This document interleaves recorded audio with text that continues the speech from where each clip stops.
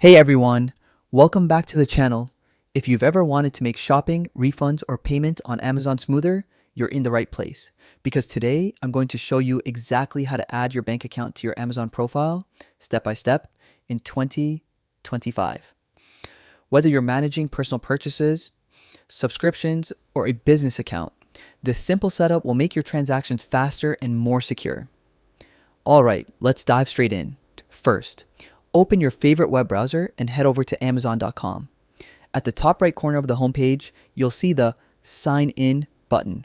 Click on it. Now, enter your email or phone number linked to your Amazon account and hit Continue. Then type in your password carefully and press Sign In.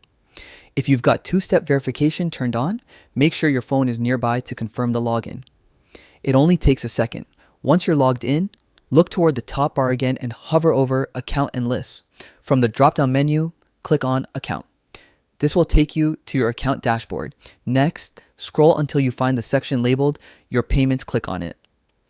This is where you can manage all your cards, gift balances, and, of course, your bank accounts. Inside the Your Payments area, select Add a Payment Method. A window will pop up showing several options. Choose Add a Personal Checking Account.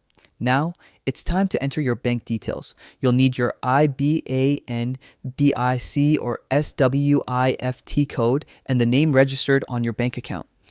Take a moment to double check everything. One small typo here could cause payment issues later.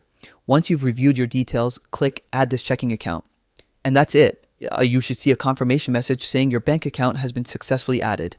From now on, you can make quick payments, receive refunds directly, or even automate recurring transactions through your linked bank account. And if you ever need to update or remove a payment method, just revisit the Your Payment section anytime. Pretty simple, right? If this guide helped you out, go ahead and hit the like button and subscribe for more quick and practical tech tutorials like this one. Thanks so much for watching, and I'll see you in the next video.